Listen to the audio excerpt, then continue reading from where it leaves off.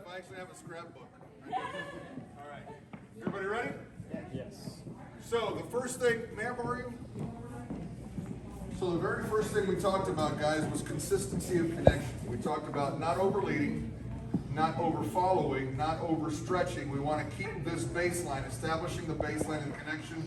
Whatever number you want to have, whatever weight or volume you choose to have, we have to have a baseline that we work off of. We talked about when the follower passes the leader, the follower should pass after 2, before 3. So between 2 and 3, 2 and is the magic place that makes the pattern fit comfortably for the anchor at the end of the pattern so that everything can happen. I'm going to adjust my footwork.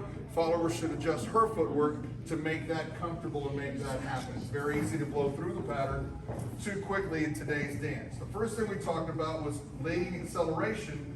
Slow, slow, quick, quick, slow when we want triples. That allows us to do myriad different rhythms, but also more importantly, it allows us to just walk or stay consistent when we want to lead slows all the way through the pattern. The follower can then pick up and it gives us a different look right off the bat.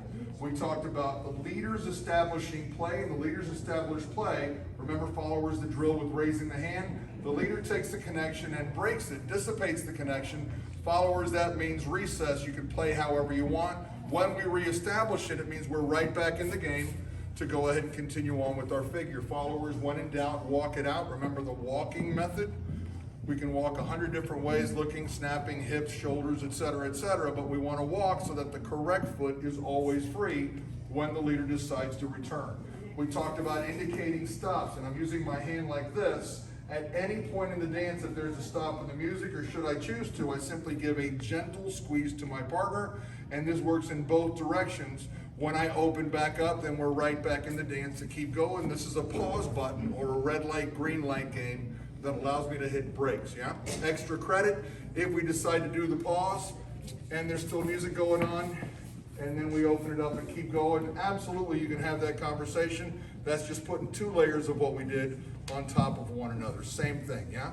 For the followers, what the follower is going to do is she's going to take her weight from a 2. Remember, that's the number we use. She's going to increase the connection, and as she does so, that's my cue to shut down, put everything on pause because she's asking for extra beats. It's the equivalent of the passenger saying, hey, can we stop at the store on the way home? I need to pick up some milk and bread before we go home. Sure, not a problem. No big deal. I'm going to keep it there until the weight comes back to normal. When it comes back to a 2, that's my green light to keep going. Remember, followers, we are notorious for being good at indicating the beginning, but terrible at indicating the exit when we're back in the car. Yeah, so remember that mentality. Be more conscious about when you're done than when you're starting. That makes life a lot easier for the leader across the board. Cool? Good class, everybody. Thank you guys very much.